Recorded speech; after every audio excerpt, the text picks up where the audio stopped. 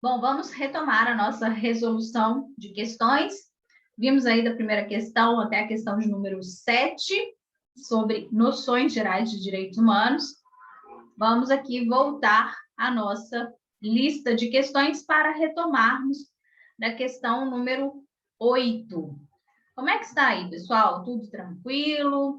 Alguma dúvida na matéria? Não se esqueçam de vocês não devem seguir com dúvida, hein? Qualquer coisa me digam, vamos esclarecer para que esse conhecimento vá sendo consolidado aí, e a dúvida ela não nos permite isso, né? Então, não podemos seguir com dúvidas, combinado? Questão número 8. Com base na relação entre direitos humanos e Estado, aplica-se o princípio da efetividade, segundo o qual? Letra A. Então, qual é a ideia de efetividade? Que é uma ideia que também pode vir relacionada aos direitos humanos, ser chamada de característica dos direitos humanos. Lembrem-se disso, que alguns autores chamam de princípios, outros chamam de características, não fica errado, tá? Letra A. O poder público deve atuar de modo a garantir a efetivação dos direitos e garantias fundamentais, usando, inclusive, mecanismos coercitivos quando necessário. Claro, para fazer valer os nossos direitos, né? Então, o Estado ele pode, muitas vezes, compelir pessoas, impor atitudes, comportamentos em nome dessa proteção aos nossos direitos humanos. Então, está correta a letra A. É isso que vai fazer com que eles tenham efetividade, fazer com que eles sejam realmente observados por parte do Estado e da própria sociedade. Letra B. Os entes políticos devem efetivar a possibilidade de transferência dos direitos fundamentais de uma para outra pessoa, seja gratuitamente ou mediante pagamento. Gente, pelo amor de Deus, né? Isso violaria a característica da inalienabilidade dos direitos humanos, também dos direitos fundamentais, completamente errada aqui essa questão. Letra C. A União deve efetivar normativas para facultar as diversas unidades da federação a livre adesão aos direitos fundamentais da pessoa humana. Olha o absurdo dessa assertiva. Está dizendo que a União pode dar aos estados a faculdade de proteger direitos humanos, de aderir ou não aos direitos fundamentais. Claro que está errado. Letra D. O Estado deve buscar a efetivação das garantias individuais, porque esses direitos se satisfazem com o simples reconhecimento abstrato. Quem dera, né? Se fosse assim, não teríamos qualquer problema, porque não nos faltam leis, não nos faltam tratados internacionais de proteção já ratificados, temos muito. O que falta realmente é respeito e efetividade a esses direitos, não é verdade? Então, aqui na questão número 8, correta a letra A. Questão número 9. Os direitos fundamentais aplicam-se a todos os indivíduos, independentemente de sua nacionalidade, sexo, raça, credo ou convicção político-filosófica. Tal afirmação versa sobre a relação entre direitos humanos e Estado, consolidando o princípio da ou a característica da universalidade. Vimos muito isso aqui nas questões, né? Essa ideia de que aplicam-se a todos de forma indistinta, sem discriminação, sem qualquer exigência ou requisito, é a ideia da universalidade. Imprescritibilidade é o fato de não termos prazo para exercê-los, na letra A. Proporcionalidade não tem a ver aqui, não é uma característica dos direitos humanos, e razoabilidade também não. São princípios importantes que vão ser aplicados principalmente na colisão entre direitos fundamentais, mas não são características dos direitos humanos. Então, resposta correta, letra C. Questão número 10. Direitos humanos são considerados fundamentais porque asseguram, letra A existência da pessoa humana e sua capacidade de desenvolvimento. Correto, em última instância, a sua própria dignidade, que é o fundamento dos nossos direitos humanos. Letra B, o direito do cidadão ao uso capião, à escravidão e à servidão. Pelo amor de Deus, essa daqui, né? Sem comentários. Show de horrores, como eu gosto de brincar com os alunos, né? Show de horrores essa letra B. Letra C, a participação obrigatória do indivíduo em associações. Errado, isso violaria a nossa liberdade de associação.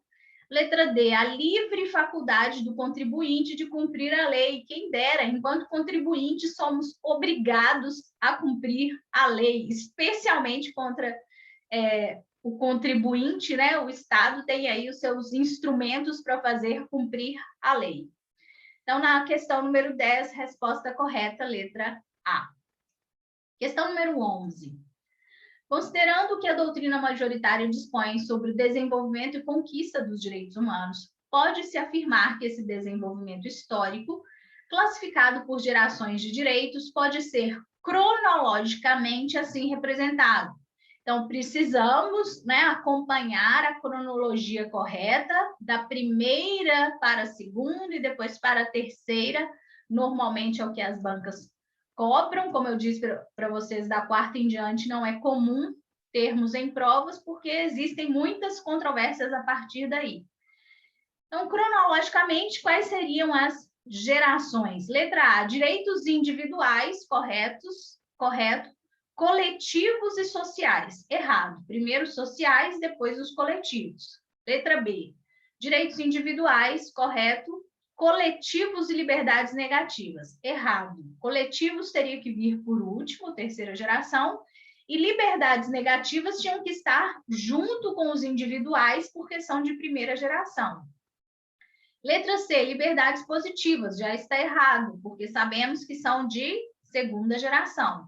Liberdades negativas de primeira geração e direitos sociais de segunda. Então, aqui ficou incorreto.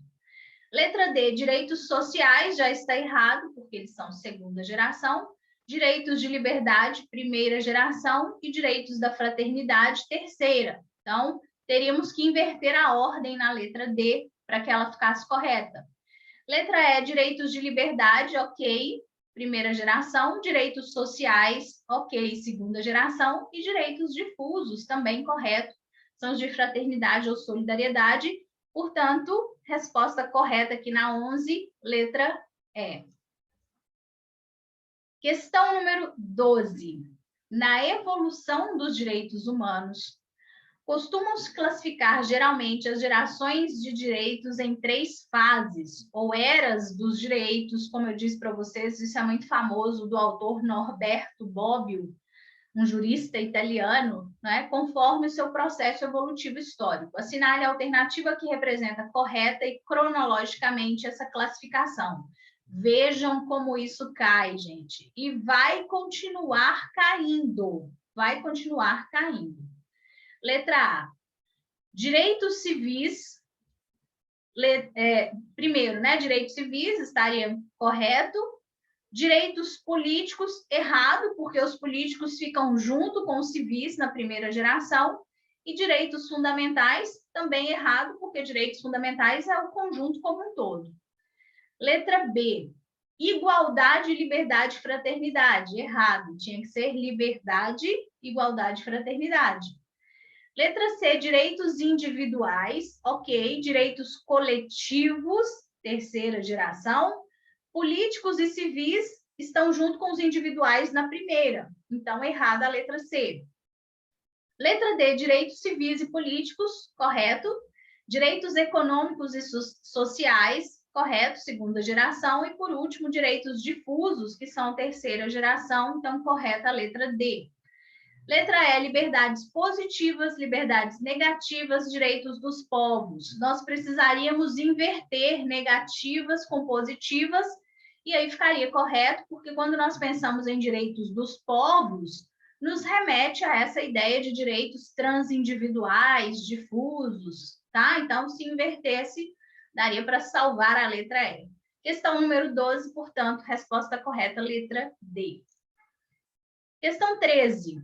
Cidadania, portanto, engloba mais que direitos humanos, porque além de incluir os direitos que a todos são atribuídos em virtude de sua condição humana, abrange ainda os direitos políticos.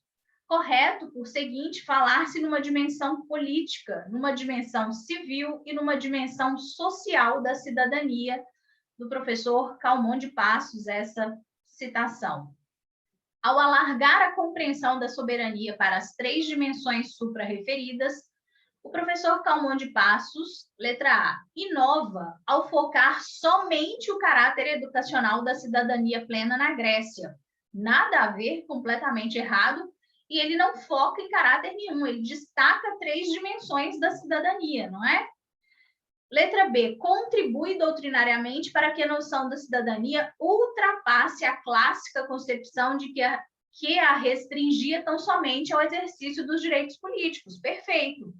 Porque, além do exercício dos direitos políticos, nós teríamos uma dimensão civil e uma dimensão social dessa cidadania. É o que nos diz o autor. Então, letra B correta. Letra C, restringe o entendimento da cidadania ao exercício dos direitos de primeira geração, especialmente quanto à igualdade. Errado, não é? Porque ainda que pensássemos só na primeira geração, estaria mais ligado a direitos políticos do que a igualdade, que é segunda geração. A igualdade material, né? Letra D, promove reflexão crítica em torno dos interditos proibitivos à construção de uma sociedade respeitosa para com as nuances de sexo, gênero, raça e idade. Não existe essa reflexão crítica em torno desse tema, né? O texto, o trecho que é colocado, não tem a ver com isso. Letra E, contradiz a noção fundamental de extensão da cidadania a todos sem distinção, mulheres especialmente. Claro que não. Alarga o conceito de cidadania. Então, resposta correta, como nós vimos aqui na questão número 13, é a letra B. Questão 14, para fecharmos, olha aí, gente, já estamos finalizando um tema, né, que são as noções gerais de direitos humanos. E vejam que depois que a gente faz o estudo e para resolver as questões, fica bem mais tranquilo, né? Quando você começa já das questões sem uma leitura prévia, sem uma base teórica, fica muito mais difícil compreender e acertar as questões. Daí a importância de seguirmos uma metodologia de estudo, de primeiro estudar o que eu considero importante, né? E é uma maneira de estudar que eu tenho visto que funciona para muitos alunos. Estou repassando para vocês. Tenham essa preocupação de formar a base teórica. Matérias como direitos humanos não são matérias que você consegue chutar questões, elas seguem uma lógica própria, elas exigem um conhecimento prévio, né? Muitas informações você não teria como chutar, como a gente faz aí em outras matérias. Então, é uma matéria que demanda leitura, não dá para fugir disso. Mas vale a pena, porque é tão compensador quando você consegue acertar as questões, consegue compreender o conteúdo, isso te ajuda em outras matérias, é muito legal, não é? Então, espero que isso esteja acontecendo com vocês. Questão número 14, prova de delegado da Polícia Civil de Minas de 2008, uma questão mais teórica, olha só. Encontramos na doutrina dos direitos humanos a afirmação de que, para compreender a evolução dos direitos individuais no contexto da evolução constitucional, é preciso retomar alguns aspectos da evolução dos tipos de Estado. Por que eu coloco no meu material teórico os tipos de Estado quando eu explico gerações ou dimensões? Porque aí vocês não passam aperto com questões como essa. Vocês conseguem fazer essa relação, é muito importante. Né? Então, não é à toa. Tudo é minimamente calculado aí no meu material. Analise as seguintes afirmativas e assinale a que não corrobora o enunciado acima. Então, a gente quer uma assertiva que não está de acordo com o enunciado. É muito típico da Polícia Civil de Minas cobrar esse tipo de questão, tá? É pedir a incorreta. Letra A. A primeira fase do Estado liberal caracteriza-se pela vitória da proposta econômica liberal, aparecendo teoricamente os direitos individuais como grupo de direitos que se fundamentam na propriedade privada, principalmente na propriedade privada dos meios de produção. Correto. Estamos falando aqui de século XVIII, surgimento das primeiras constituições, primeira geração de direitos humanos, que são os direitos de liberdade, os civis e políticos. Lembramos da Revolução Francesa, movimento de independência dos Estados Unidos, Então, guardem aí essa relação do Estado liberal com o século XVIII e a primeira geração. Letra B. As mudanças sociais ocorridas no início do século XX visavam armar os indivíduos de meios de resistência contra o Estado. Gente, isso é mais típico do Estado liberal. O indivíduo se protegendo do Estado é no Estado liberal, que veio depois do Estado absolutista. Aqui, no início do século XX, já era uma outra necessidade. As pessoas queriam que o Estado passasse a agir para concretizar seus direitos. Né? Então, isso aqui está errado. Desse modo, a proteção dos direitos e liberdades fundamentais torna-se o núcleo essencial do sistema político da democracia constitucional. Isso não ocorreu no início do século XX, isso aqui é do século XVIII, no contexto do Estado liberal. Início do século XX, o nosso modelo de Estado é diferente, é o social, é o de bem-estar social, e o grande objetivo é a proteção dos direitos das pessoas, não só perante a lei, mas também no plano prático. Era que o Estado atuasse, garantisse igualdade, adotasse políticas públicas. Por isso, está errada a letra B. Letra C. As constituições socialistas consagraram uma economia socialista, garantindo a propriedade coletiva e estatal e abolindo a propriedade privada dos meios de produção, dando uma clara ênfase aos direitos econômicos e sociais e uma proposital limitação aos direitos individuais. Certo? E aqui é o grande exemplo que podemos trazer é da Constituição Mexicana, em 1917, que falavam, inclusive, de reforma agrária, foi pioneira, né, ao tratar de reforma agrária, dentro do contexto do Estado social, de bem-estar social. Letra D. A implementação efetiva dos direitos sociais e econômicos em boa parte da Europa Ocidental no pós-guerra, como saúde e educação públicas, trouxe consigo o germe da nova fase democrática do Estado social e da superação da visão liberal dos grupos de direitos fundamentais. Verdade, o Estado liberal seria substituído por um novo modelo de Estado, que é o Estado social, de bem-estar social, welfare state, e destacam-se a Constituição Mexicana em 1917 e a Constituição Alemã de Weimar em 1919. Vejam que essa não é uma questão simplesinha, né? Demanda um conhecimento teórico, por isso que não dá para ficar aí só com um resuminho raso e cursos de revisão nos quais você não estuda de fato o conteúdo. Eu não apoio esse tipo de estudo raso da matéria por isso, porque você não se prepara de verdade para resolver questões como essa, que podem aparecer na prova da Polícia Civil de Minas.